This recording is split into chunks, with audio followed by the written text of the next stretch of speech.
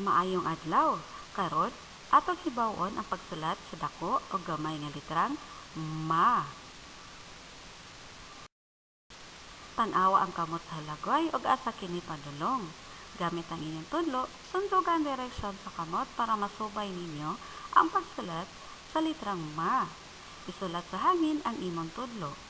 Karon, ang atong anahon mao ang dako nga litrang ma. Andamay niyong kaugalingon, magsugod na ta. Tan-awan ninyo ang kamot.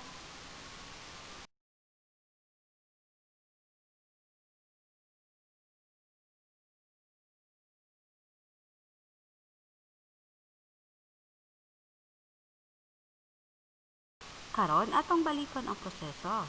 Tan-awa gihapon ang kamot.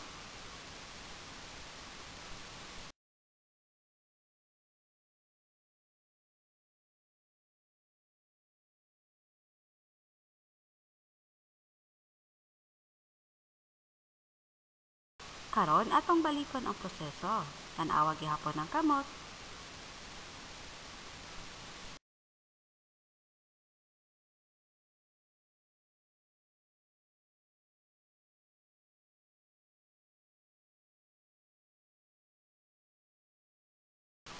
Karon ang atong pagatunan mao ang pagsulat sa gamay nga litrang ma. Balikon nako, tan-awa ang kamot ug asa kini padulong. Gamit ang inyong mga tudlo, sunduga ang direksyon sa kamot para masubay ang pagsulat sa gamay nga litrang ma. Magsugod na ta.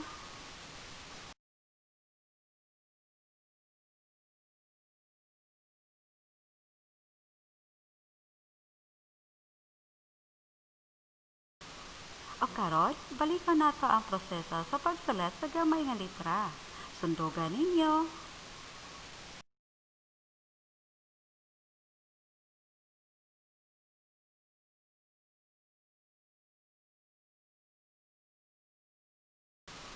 O karon, balikan nato ang proseso sa pagsulat sa gamay nga litra.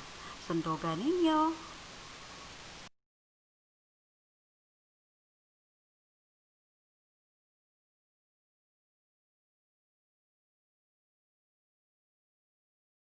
O karon ato na nahibaluan ang pagsulat sa dako o gamay nga litrang ma.